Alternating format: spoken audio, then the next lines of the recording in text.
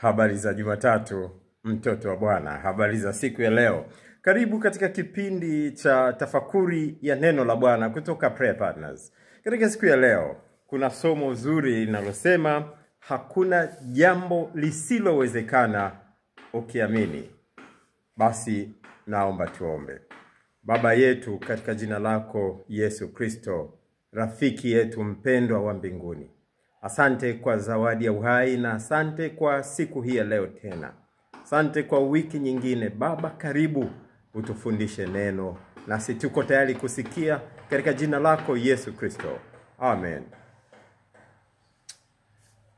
Katika kitabu cha Yeremia, kitabu cha Luka, lakini pia kitabu cha Mwanzo, yapo maneno mazuri ambayo mwanadamu yoyote ambaye anaishi katika dunia hii anapaswa kuyafahamu na yanamtia moyo. Kwa sababu mwanadamu amejengwa, ametengenezwa, ameumbwa kwa sura ya Mungu na kwa mfano wa Mungu. Mwanadamu ana mipango, ana matamanio yake hapa duniani. Wakati mwingine ile mipango inakuwa haitimii. Anayo matamanio katika moyo wake. Wakati mwingine anakutana matatizo. Kuna watu ambao hawajajaliwa kupata watoto. Kuna watu ambao wameanguka sana kiuchumi. Kuna watu ambao wana matatizo makubwa katika maisha yao. Kuna watu ambao hivi sasa ninavyoongea wanaumwa na wana maradhi makubwa ambayo yanaweza yakapona kama Mwenyezi Mungu ataingilia kati. Wanamuomba Mungu. Kuna matatizo mengi katika hii dunia tangu mwanadamu alipoanguka katika dhambi. Kwa hiyo tunamlilia Mungu. Wakati mwingine tunauliza, je, hili linawezekana? Wapo wanaojitahidi, wanaenda kwa waganga, wanaenda wapi kutatua matatizo yanayowakabili katika dunia hii.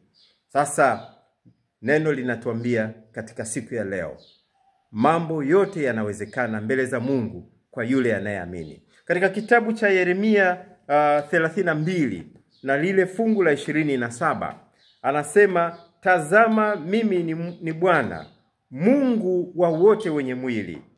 Je, kuna neno gumu lolote nisiloliweza? Kuna neno gumu lolote nisiloliweza? Katika kitabu cha Luka 1 na fungu la 37, Luka 1 na fungu la 37, tunamuona pale Elizabeth ambayo ni mama yake na Yohana Mbatizaji. Alikuwa tasa. Umri umeshakwenda, amefika menopause. Hawezi kuzaa tena. Lakini tunamuona anapata ujauzito. Anazaa mtoto ambaye ndiyo Yohana Mbatizaji. Akiwa mzee tayari. Lakini katika kitabu cha Mwanzo tunayakuta maneno kama hayo. Mwanzo, tunaposoma katika kitabu cha Mwanzo, katika kitabu cha Mwanzo 18 na lile fungu la 14. Mwanzo 18 fungu la 14 anasema, kuna neno gani lililo gumu la kumshinda Bwana? Kwa muhula wake nitakurudia wakati huu mwakani, na Sara atapata mwana wa kiume. Hapa Abraham alikuwa hana mtoto, tayari akishakuwa mzee, na mke wake alikuwa ni kikongwe, alishafika menopause.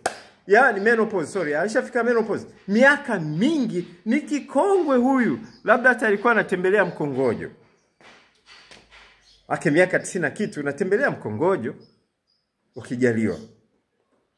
Sasa, lakini huyu anaambiwa atazaa mtoto, mpaka yeye mwenyewe anashangaa, anacheka, mimi. Lakini kwa majira hayo Bwana aliyosema, kikongwe huyu, kibibi, akapata ujauzito na akazaa mtoto. Je, lipo neno gumu lolote linalomshinda Bwana? Je, kuna neno nisiloliweza?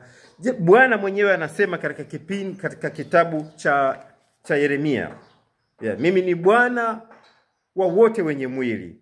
Je, kuna neno gumu lolote nisiloliweza katika maisha yako, ndugu yangu?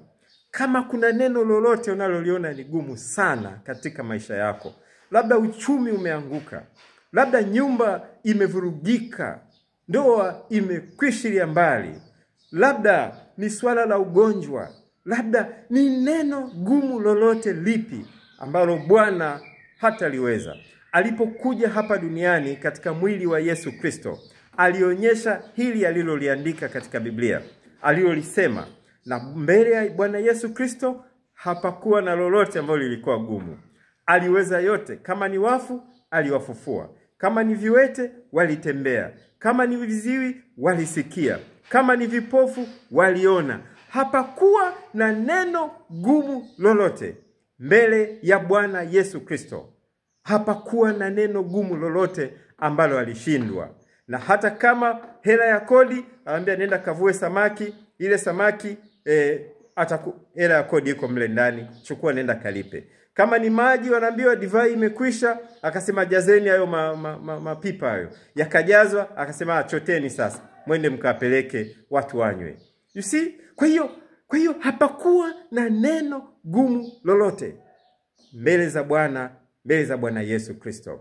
Kwa hiyo hata wewe ndugu yangu, unapokabiliwa na ugumu wowote, labda challenge moja tu itakuwa ni upungufu au kukosa imani. Lakini ukiweka imani yako kwa Mungu, ukiweka imani yako kwa Yesu Kristo, kabisa na kuamini, ukaenda kwa maombi, na huenda funga na kuomba, na kama ni jambo zito, angalau hata siku 3, funga mfululizo hata siku 3, na ukiweza hata zaidi, Bwana Yesu atasikia.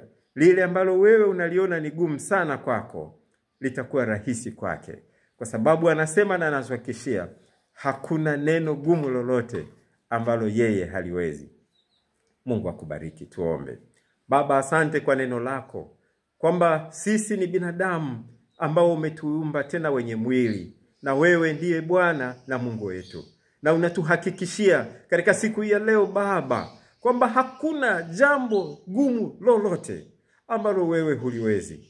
Tuongezee imani Baba, yale magumu yanayotukabili katika maisha yetu, Baba, tuweze kuyaleta kwako kwa imani, na wanadamu wenzetu waweze kushuhudia ukuu wako katika maisha yetu, nao wapate kukutukuza wewe.